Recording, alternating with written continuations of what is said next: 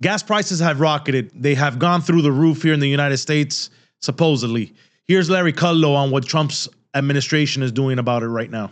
Of Kudlow on Fox Business is here. Larry, perfect timing. We're about to get this White House press briefing. Your thoughts on this market? Just one thing I want to make sure, it's not just the United States. The G7 energy ministers, finance ministers, and central bankers, the whole lot of them are meeting now. And the issue is whether to tap into 300-400 million barrels of reserves for all the countries, okay? That's had a big impact.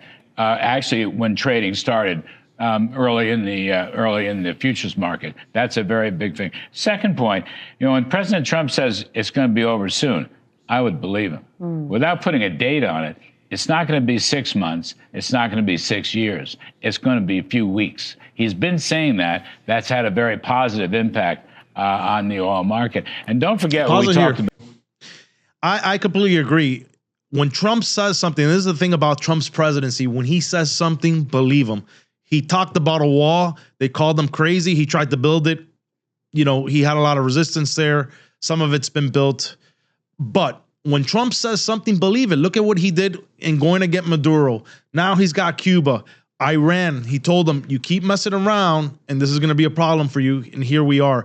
The Strait of Hormuz is going to get controlled again by the United States.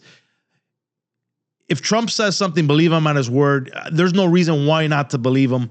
The Iranian Navy, I think they have lost over 90% of their ships. There's no way they're going to be able to control the Strait of Hormuz. So I think this is a focal point for the United States and for Trump is to get control of the Strait of Hormuz. You're already seeing oil prices start to come back down when it comes to the barrel of gas. It's back under 100. I saw on some reports it got down to about $66 yesterday. Today it's around $84 to $88. The gas is going to go back down. I think it's a temporary thing. And I think when Trump is telling you that it's going to be a temporary thing, I think you got to believe him at his word. But I'll let Larry Kudlow continue. On Friday, when the news broke, it didn't exactly break, but it finally was promulgated, and that is, and I talked to Scott Besson, Treasury man, about it. You're going to have reinsurance, and yes, CENTCOM is working through some naval protection. As soon as ships inside, let's get 5, 6, 10, 20, 30 ships. I was told this morning in a conference call, there's a couple of 100 oil tankers sitting at the top of the Persian Gulf, ready to come through the Straits of Hormuz.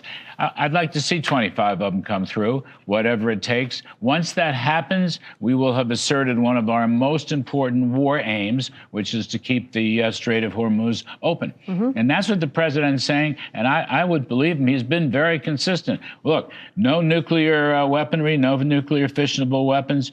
Get rid of the missiles, knock out as many missiles as possible, and the Strait of Hormuz must be open. If Iran tries to blockade the strait and hold the world's economy hostage, then all hell is going to break loose on their head. Yeah, Mohammed Al-Arian was just here. You can pause it here. He's exactly right. I mean, there's going to be a price to pay for the Iranian government and military if they continue to try to close the Strait of Hormuz. You got to believe Trump at his word. So, I know people are losing their minds because gas and energy is going back up, but I do believe that. See, the thing is that Trump is the type of person that when there's an issue that arises, he tries to find the solution. He always has tried to find the solution to things. And I think in this case, I think it's going to be the same thing. Gas is going to go back down. They're going to control the Strait of Hormuz. Our military is the most powerful military in the world. It's been proven. Trump has put a ton of money since his first administration back in the military.